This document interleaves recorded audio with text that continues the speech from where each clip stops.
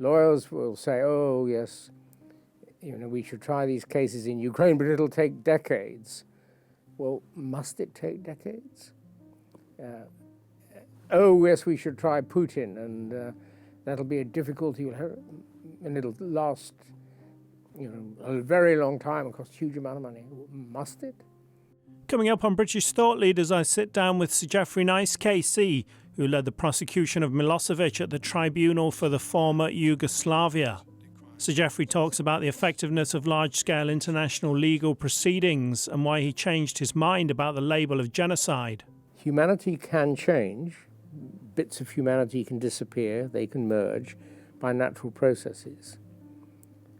But what you must not allow, you could argue, is ever, for part of single humanity, to bite off and destroy another bit.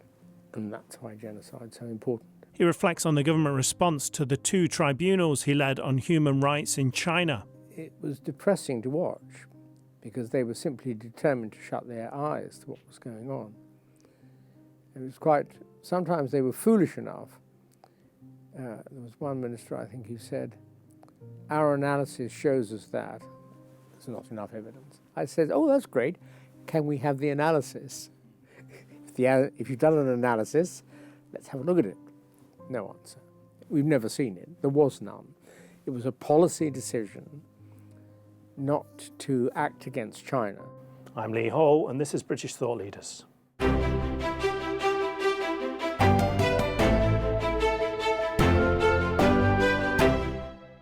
So Geoffrey Nice, thank you for joining us on British Thought Leaders. You're most welcome.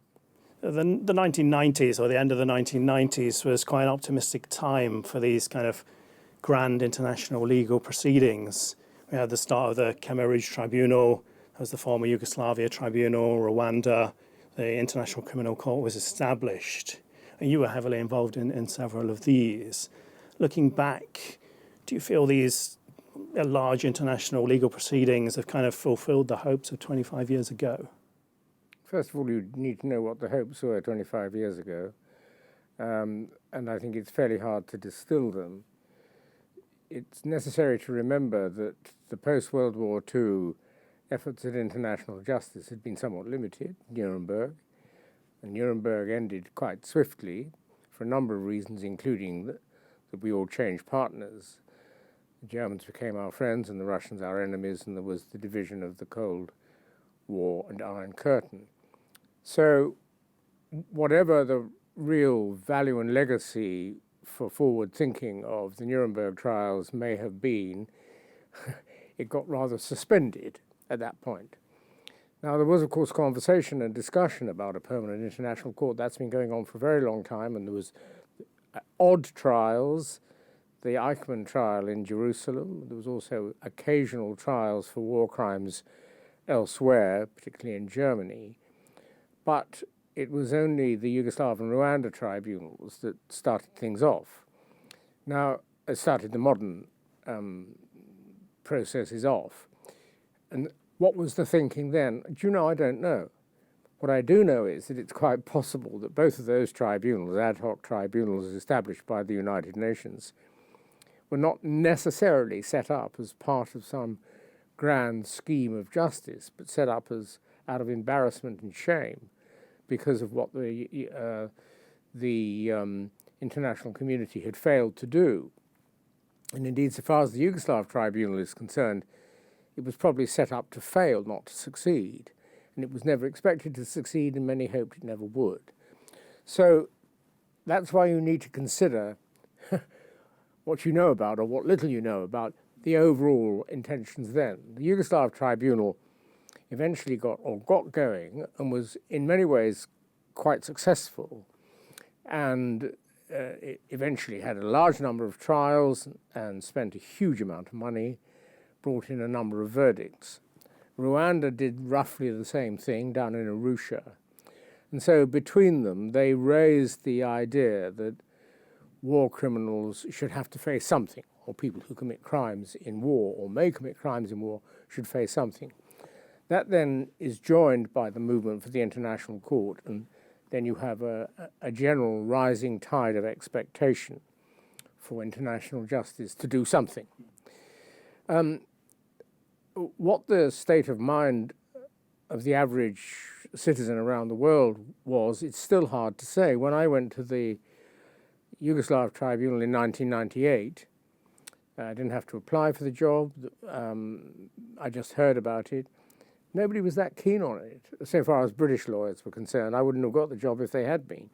But it was regarded already as, something over there. And it's very hard to identify the moment when things perhaps changed. What did change was the general conversation of people everywhere, simply because they heard about these trials and occasional verdicts and judgments, so that people started to talk about, send him to The Hague, although they often got the city wrong, it didn't matter. But the idea was that you should send somebody doing something terrible for trial. And that's as much as I can say about expectation. The lawyers, of course, then did become involved, particularly with the additional impetus given by well-known trials, such as the Milosevic trial that I prosecuted at the beginning of 2001 and onwards, 2001 and onwards. And so the lawyers became more enthusiastic, and more lawyers said they wanted to do this work, and that's been the case ever since. But again, that doesn't tell us very much about expectations and whether expectations have been reached, because that really is much more a matter for the citizen than for the politician or lawyers. And remember, lawyers, of course, principal interest in many cases is how much they can earn out of something, not how much good it does. And I'm afraid that's true for international law, it's just like any other. And I think at that stage you need to take a very careful and quite critical look at what people really want out of international criminal processes. Will you tell me? What do they want? I guess what they want, what they feel is justice. What is justice? Nobody knows. I mean, they do know, but they don't know.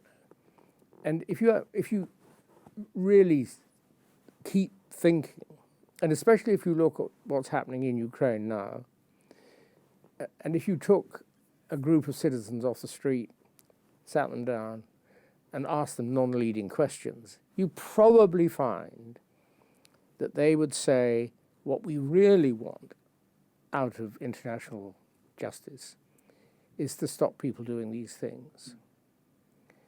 And if that's the reality, then they've been a failure.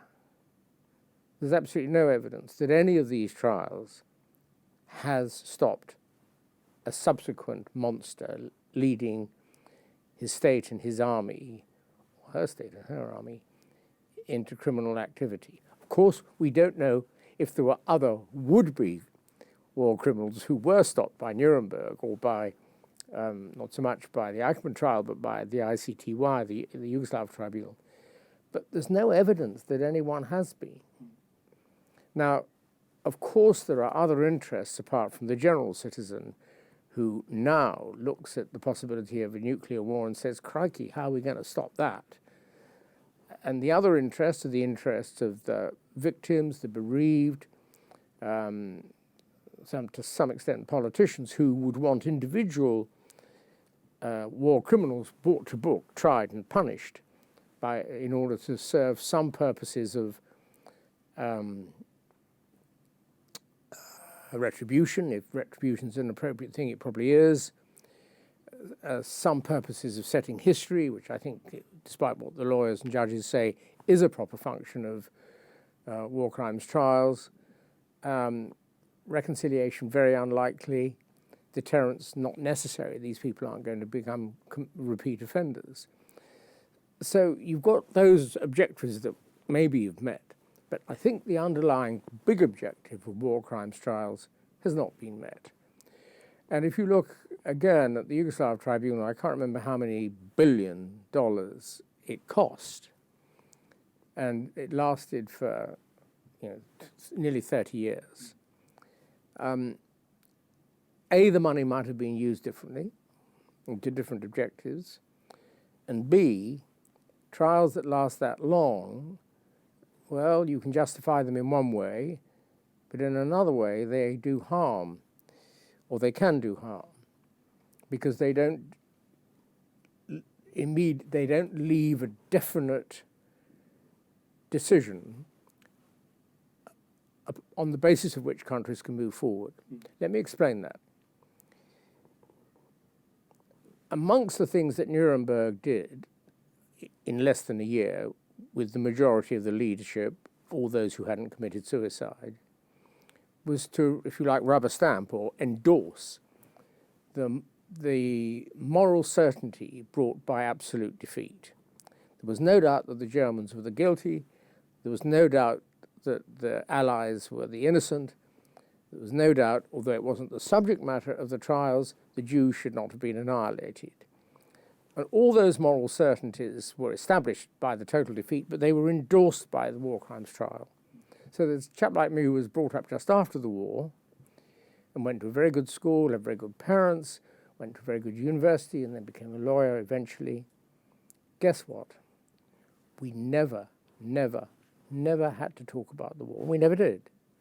We weren't taught it at school, we didn't, university, anywhere. Because we were able to look forward, and possibly one of the reasons for that was that the accountability process of the Nuremberg trials settled things once for all.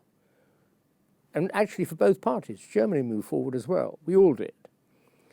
If you contrast that with the Bosnian Muslims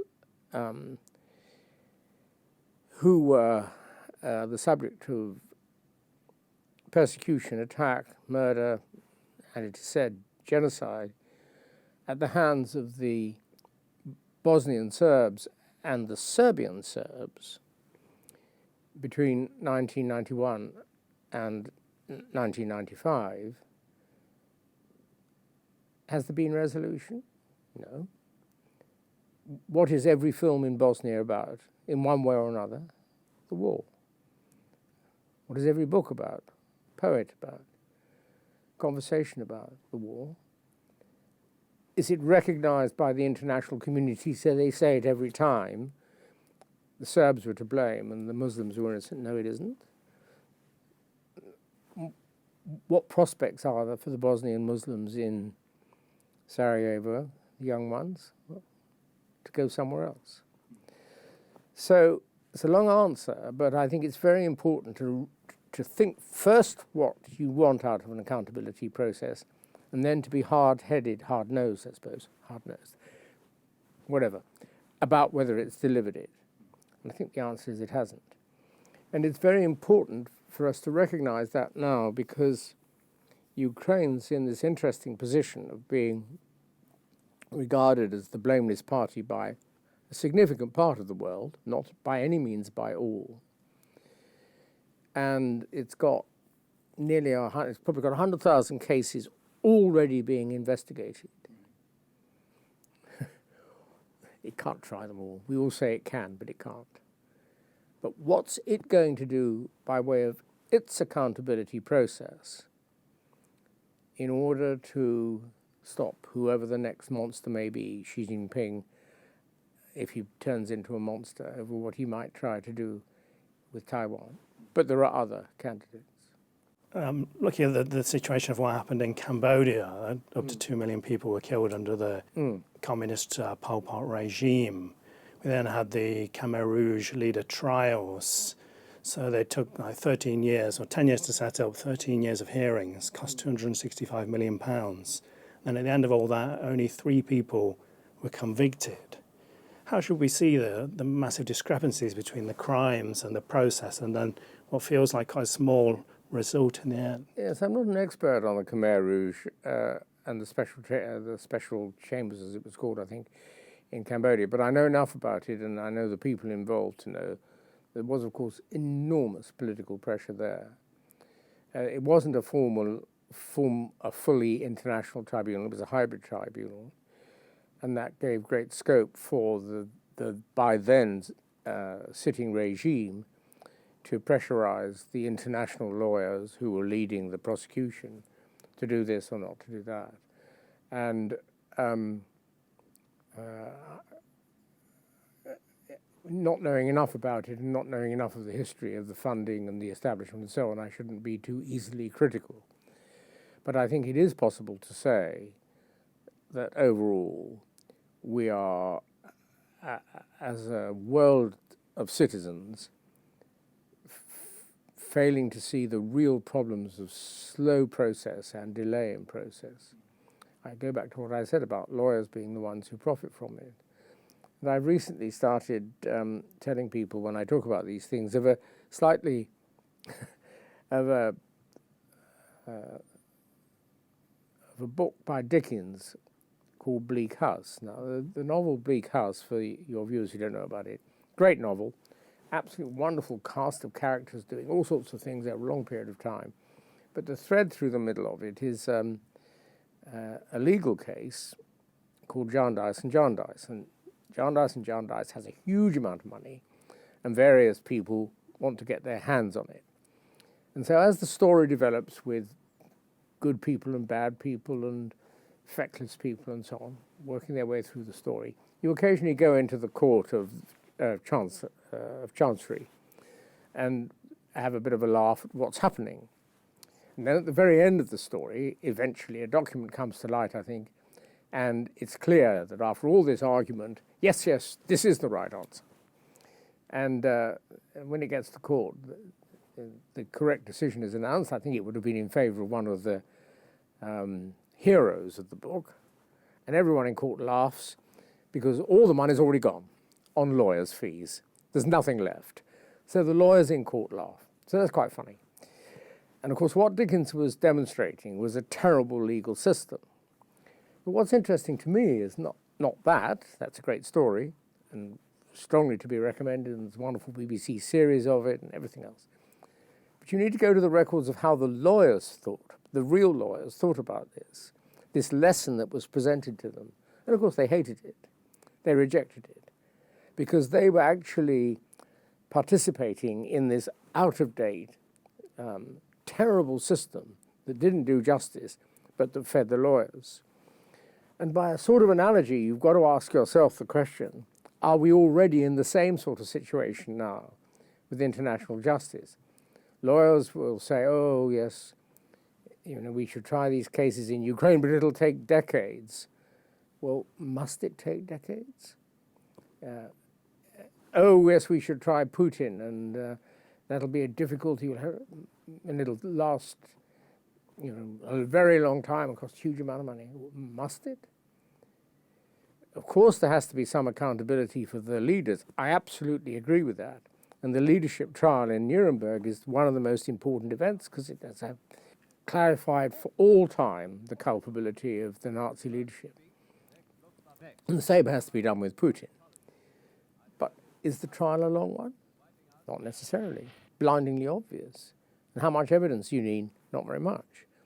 I mean, and right when this started in February of last year, or March, I suppose, when I first may have been asked about it, I said, of course the man's guilty. You don't have to look very far to see repeat attacks on civilian property. And guess what? Putin's got a television. So he can see what we can see. And has he said or done anything to call those troops back for discipline? Has he done anything to say, oh, I never meant that? Of course he hasn't. Why not? Because they were doing what he wanted. And that's enough.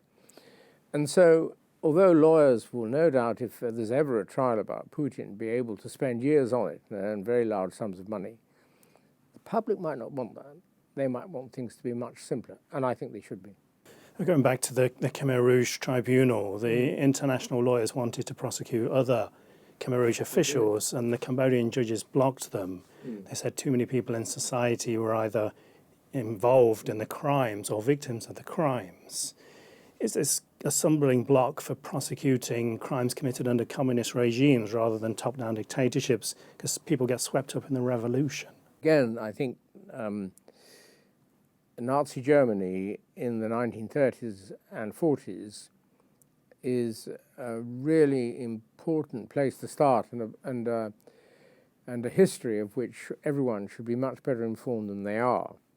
If you look at what happened in Nazi Germany, okay, the leaders were terribly guilty and the next level down were terribly guilty, and then when you had people acting in particularly cruel ways at any level in the ladder of authority, the chain of authority, they are especially culpable for what they did with children and everything, horrible things. But actually, if you look at the society as a whole, they're all culpable, nearly all culpable. Why do you say that? Well, of course, there were those who actively resisted and often lost their lives as a result. But a lot of the people did little more than be bystanders, whether it was at Kristallnacht or whether it was when they were living near to an asylum where they would see the buses coming in every day full and then leaving empty and the smoke of the crematorium behindhand. So they knew what was going on. And you have to ask, I think, we have to ask ourselves as citizens facing the possibility of more bad or even monstrous leaders, what's the duty of anyone in a society, especially if it happens to have an element of democracy about it, but in any society, if these things happen? Is it enough for us to say, oh, it would be too frightening for me to be involved and do nothing? Was it all right for people who watched the shops being smashed at Kristallnacht, knowing perfectly well what was the underlying objective? And that then percolates right the way up from the bystander to the slightly involved, to the slightly more involved, to the more involved, and so on and so forth. And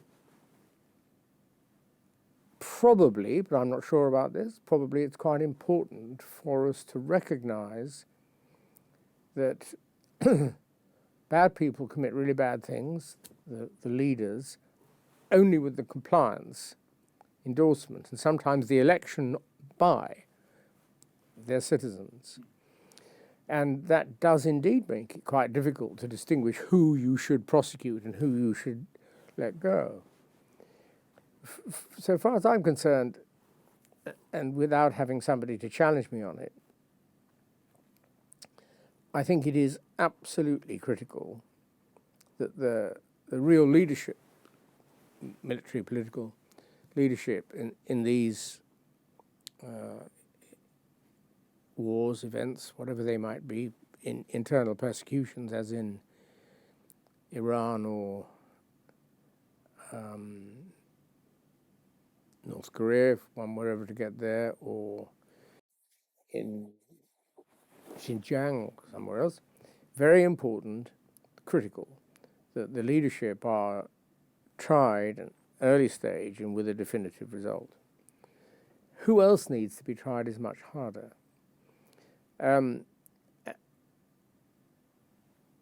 Obviously people who do who do truly wicked things, wherever they are in the ladder of responsibility, should be tried. No doubt about that. But looking at the Ukraine conflict, what's the position of the young recruit drawn from northeast Russia? I think what are they called in Ukraine? They're called something like they're called the Eastern soldiers, because they are, of course, Eastern in appearance. He knows nothing of Europe, nothing of politics, nothing of the language of the Ukraine or the territory of Ukraine. He's brought down, and he's told to do this, and this is a criminal act. How criminal is he? It's a very difficult question, I think. And even if you find that as a matter of international law he's in some way is a criminal because he does something as he was instructed to do, is it nevertheless politically wise and pragmatically sensible to try and prosecute him? And I don't know the answer to that, but I think the question has to be asked. And then there's another little bit to an answer to your question about people at low levels. We know that so far as Nazi Germany was concerned, once the Allies' trials, which didn't last very long, were finished, East Germany and West Germany carried on trying people, and occasionally would have trials in other countries such as our own for people who fell into our jurisdiction. And quite recently, a woman, was she 100 or 98 or 99? A woman was tried, and she'd been, in a sense, little more than a clerk, but she was a clerk, and therefore she was a knowing part of the process. She was tried and convicted. And if I'm asked that, was it appropriate that she should be tried, I'm afraid to say I think it was appropriate. And I find that quite hard to square with my own other proposition that trying to try everyone is both impossible and maybe unwise. But in that particular case, there she was, clear case. It does serve a purpose. It serves a purpose for individuals. These are very confusing waters.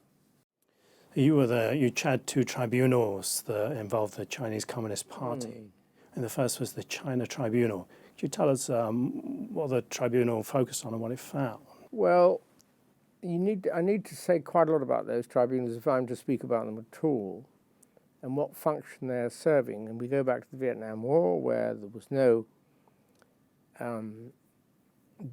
formal determination of any kind, and a tribunal was set up by a group of people to look at America, and only America. And the group of people who set it up were completely predetermined in their views. They were left-leaning socialists and communists, but also high intellectuals like Lord Russell, the philosopher, and Jean-Paul Sartre, the philosopher, and a whole whole collection of other left-leaning people.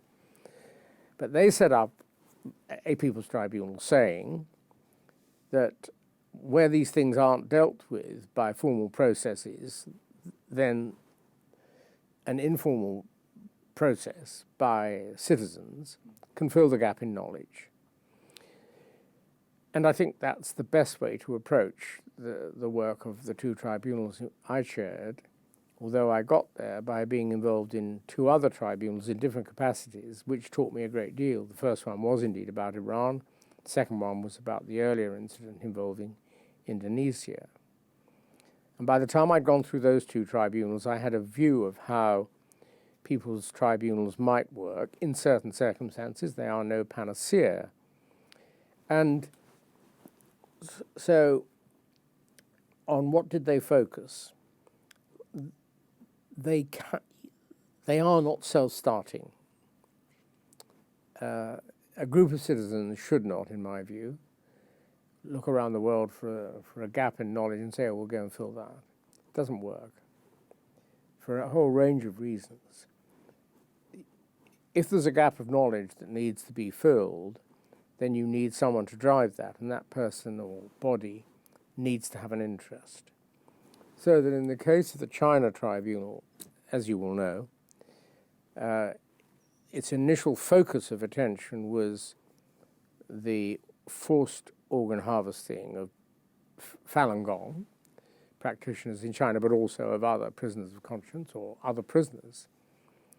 And the drive for that was ETAC. And so they said, well, here's a problem. This knowledge is not getting through. It's not the terms they use, but can you help us with a tribunal? Which the answer is, yes, we can. But you must understand we're not particularly concerned about the Falun Gong, as opposed to, for example, Christians in Nigeria, wherever they might be being persecuted, or Ethiopians or anybody else. Our concern is that here's something that national or international bodies should have dealt with in a question and answer basis in order to move forward. It's not being done, so we'll do that. So our interest was, is, and still is in asking and answering an unasked and unanswered question.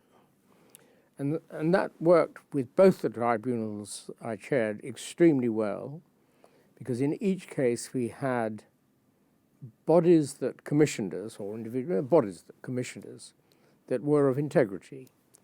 They understood that we were not partisan, we were not interested in them as individuals. I don't mean that in quite that way, but you know what I mean.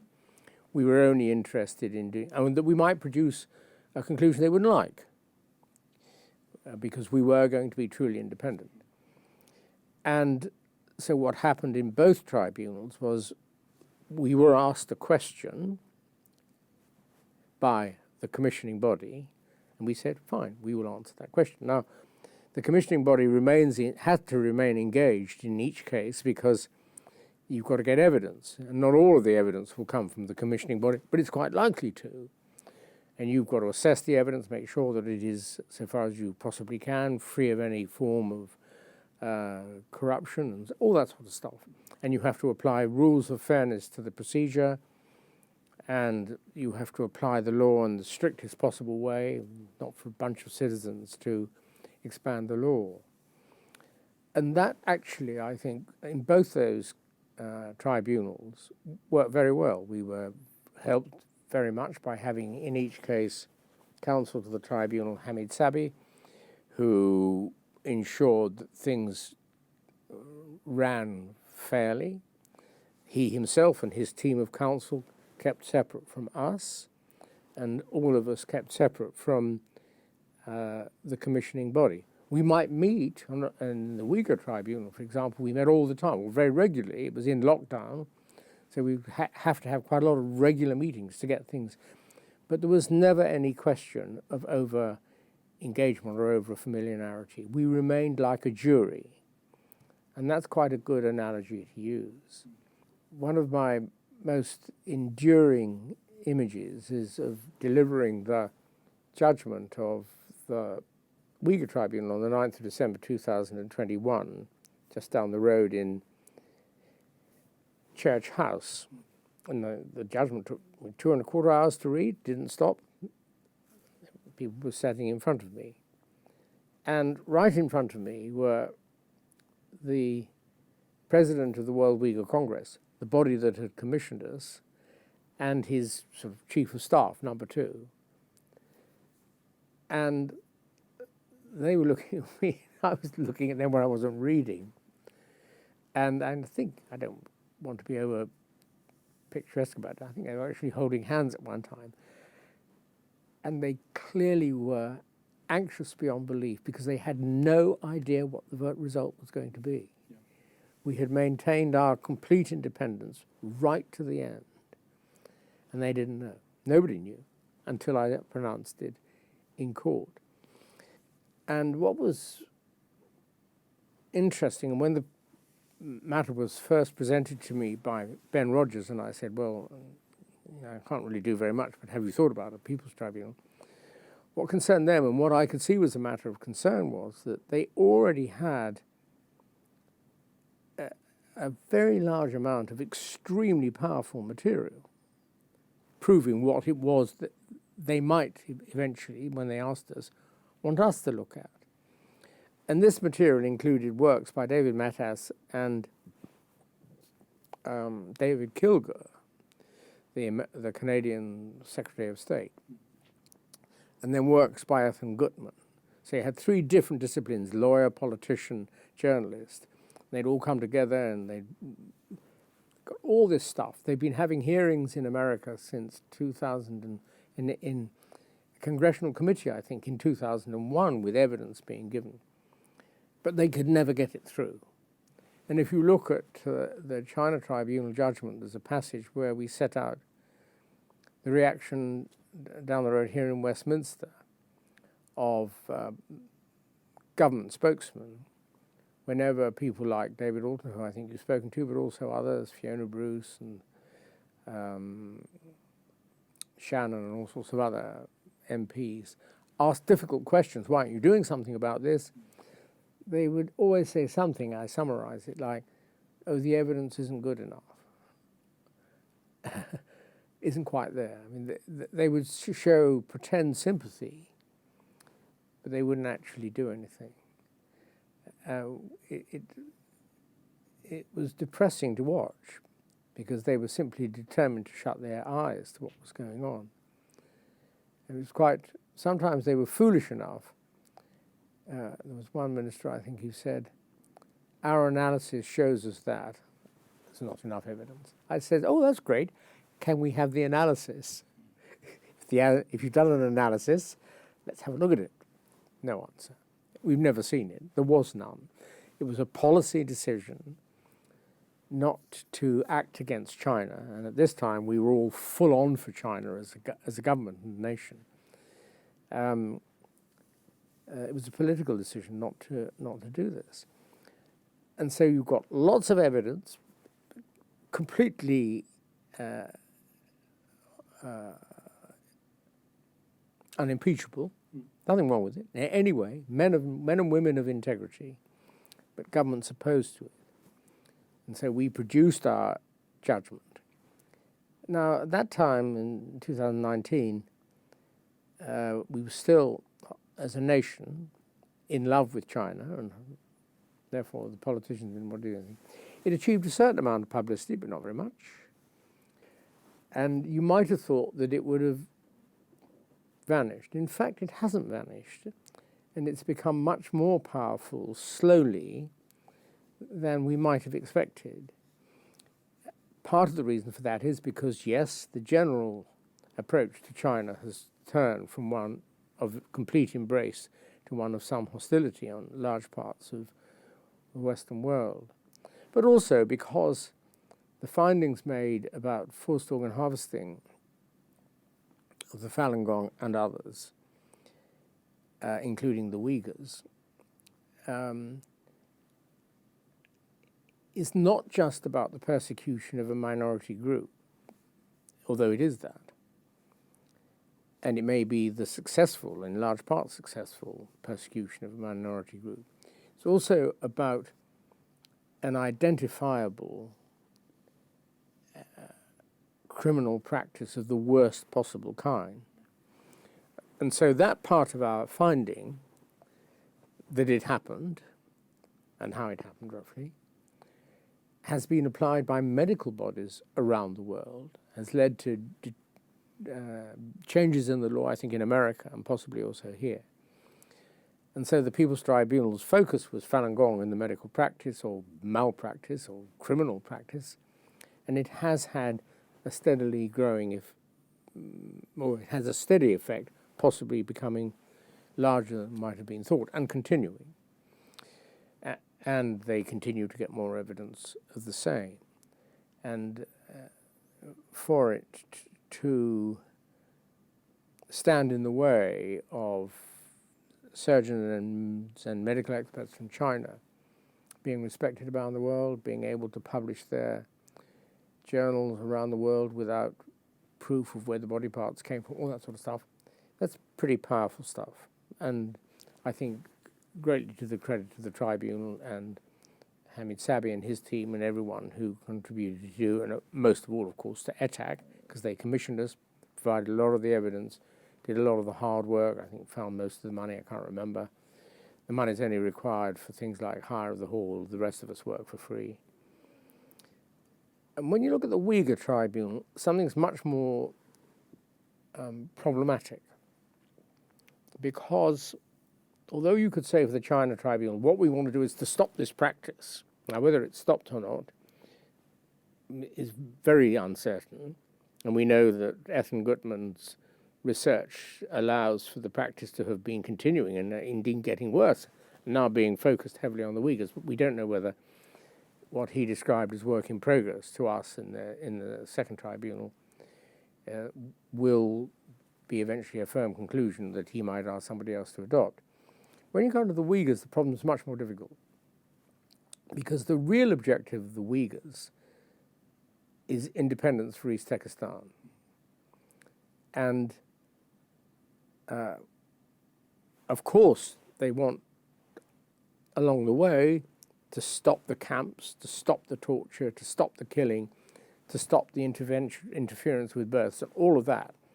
But that's part of a program of persecution which is bitty, lots of bits to it, all of which do need looking at. But their real objective is this: independent East Turkestan.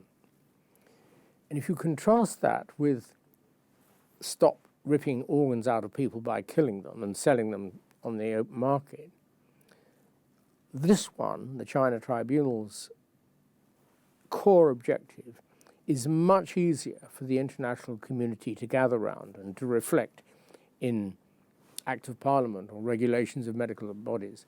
This one, much, much harder, because there are very few examples, almost none that I can think of, but I've probably forgotten some, where foreign citizens, overseas, different citizens, us for these purposes, will put our backs behind a separatist movement. It's possibly happened with the Tamil Tigers. There was no necessarily vested interest in the Tamil Tigers of Sri Lanka, but I seem to remember that it attracted a certain amount of support simply for the political movement. That's not normally what other countries do. Other countries, they've got enough on their own plates. They aren't going to look at somebody else's political problem. But if you give them a particular problem, a particular wickedness, ripping out people's organs, then you may make some headway. And it's interesting that in the Uyghur case, all the hard work, not all, most of the hard work internationally has been put in to an identifiable crime, namely the crime of forced slave labor. And that is, of course, having some effect, and it's built on the suffering of the Uyghurs, but it's already detached from them, and it's forced labor and slave labor generally, and whether we should have solar panels and all that sort of thing. And their real objective is not being supported. And that's troubling because their real objective, okay, it's an independent East Pakistan, but their real objective is maintaining their existence as a separate ethnicity. And again, that's not something that you go and speak about it along the road here in Westminster or in leafy Beckenham or over in Paris. It's going to attract crowds on the street. They don't see that, core though it is to the criminality of modern war and modern persecution sometimes. They don't see that as something to stand up for. They'll stand up for forced organ harvesting. They will probably stand up for slave labor, but not for these other issues. I've had several guests on the show talking about the difficulties of getting what the Chinese regime is doing classified as genocide. Rahim Mahmoud, David Mattis, Lord Alton as well. How important is this designation of genocide in this context? I used to think it was a bit of a nuisance, the genocide, because it took a lot of time to prove in, say, things like the Milosevic case. It allowed for the process to be slowed down in a plethora of arguments and so on. So you could easily argue, and I think I used to, that frankly it would have been better not to have had it in the indictment and to have just used crimes against humanity, and we would have reached the same effective conclusion with a different label. But I've changed my mind since. And I think largely through, or finally through, consideration of the Uyghur problem, genocide doesn't arrive in respect to the Falun Gong for a whole range of reasons. Not a qualifying, well, maybe a qualifying group, but there were a whole range of reasons why it didn't arise, not least because the purpose of doing what was done to the Falun Gong and others was part commercial. But the Uyghurs is much more, for me, I've found it much more interesting and instructive and troubling, really. And I've come to the conclusion that actually we do need to think much harder about genocide than we do. And we need to understand why the Genocide Convention came into being. To get to those points, you have to recognize that the word genocide is used in different ways by the citizen in the street. No complaint about that. She or he thinks it's the worst of all crimes, it's mass killing, something like that, and that's it. And they want to attach the label to their own suffering if they're victims. The lawyers and others who are interested will apply the technical definition. And I'm quite sure we should be much better informed about how the Genocide Convention came to be, what it means, and what that and we should try and encourage a better understanding more broadly in the population, or in the population of educated citizens, I suppose, of what it means, because it's not that easy. And the best way to explain why it's not that easy is to consider an ordinary crime, theft, murder, assault, whatever you like. An ordinary crime looks at a kind of action. one person having the property of another person. Now that can happen. The universe of activities that lead to this person's property landing up in this person's hands is enormous. But the only ones that are theft are those whereby the property was appropriated, taken, with the intention to keep it. So if it falls into your possession by mistake, if it goes through a second-hand dealer and you buy it without knowing of the, and so on and so forth, thousands of ways. Killing someone. There are various ways in which A can kill B. It only becomes murder if it's done with an intention to kill or cause really serious bodily harm. So in each kind of crime you have a big set of possible acts and you extract from them those that are criminal because they're accompanied by a criminal intent. Genocide is not that, because genocide doesn't put the act first and then limit it by the state of mind. It puts the state of mind first and then identifies, not because you can find them with a microscope, but because there's some kind of psychological or psychiatric element in a human being, but identifies by choice of the drafters of the Genocide Convention, not one, not two, not three, not four, but 5 ways in which genocide can be committed, which also means there are a whole lot of other ways in which it can't be committed. So the genocidal intention is critical, and that is the intention to destroy a group in whole or in part. And the group's defined and so on, but that's it. Intention to destroy a group. And then the 5 methods that are identified include that which the man in the street most regularly thinks, killing in large numbers, but it includes other things that are very, very different. One is harming people, one is circumstances of life, and then there are 2 others, interference with birth and transferring of children. And without going back to the drafting of the convention, although it's dealt with in some detail in the Uyghur Tribunal judgment, if you look at what they were concerned about, the draft people of that convention in the late 40s and early 50s, building on the work that Raphael Lemkin had done, they were concerned for the future, not for the past. Yes, you allow for punishing genocidal criminals. Their concern was to stop one bit of humanity destroying another bit of humanity by ways that they clearly thought were the most rightly needing of the tag of a crime. And so if you look at a criminal activity or activity that you believe to be criminal, as in the case of the Uyghurs, and you say, is this shown to be, proved to be genocidal? It is extremely important. For the very reason I said earlier when I was talking in more general terms about their desire for an independent East Turkestan and to avoid the destruction of their own ethnicity. If there is evidence sufficient to make a finding or findings of genocide, then you are finding that a segment of humanity, in this case bits of the PRC, is concerned to extinguish, to eliminate, to cut out, to destroy another part of humanity. And it is actually very important to look for that. And if you find it, if governments find it, under Article 1 of the Convention, they are obliged to act immediately to do something about it. And guess what? Since the Convention was ratified, we ratified it, 20 years after it came into force? America and Russia even later, I think. Other countries earlier. Has any country ever said, we are doing this because of our duty under Article 1 of the Convention? None, ever.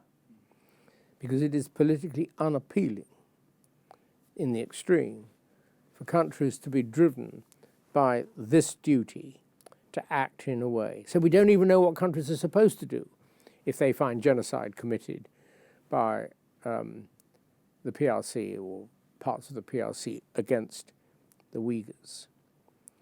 And we found in the Uyghur Tribunal judgment, just the one of the 5 parts that interfering with birth. Maybe with more evidence, other categories could be considered. And we make explicit in the judgment that our judgment, because it's conservative, cautious, conservative in a general sense, cautious, subject to the strictest conditions for finding fact and law, we make it clear that could be a launch pad for others to work on. Maybe they will. But it is very important. And I now have moved from the position of thinking it's a bit of a nuisance, this this particular crime, because it complicates trials like the trial of Milosevic. I'm now much more convinced that it's critical that we focus on it, and that we focus on it on the way intended, insofar as you can discern a single intent from a drafting committee that, of course, has all sorts of different things in mind in the 1940s and 50s, drafted by people who'd lived through not one, mostly 2 world wars, and who knew what humans could do to humans.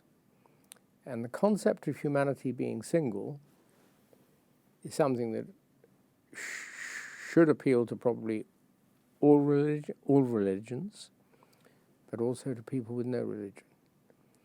Humanity can change. Bits of humanity can disappear. They can merge by natural processes. But what you must not allow, you could argue, is ever for part of single humanity to bite off and destroy another bit. And that's why genocide is so important. Sir Geoffrey Nice, thank you for joining us on British Thought Leaders. No, not at all. That was helpful.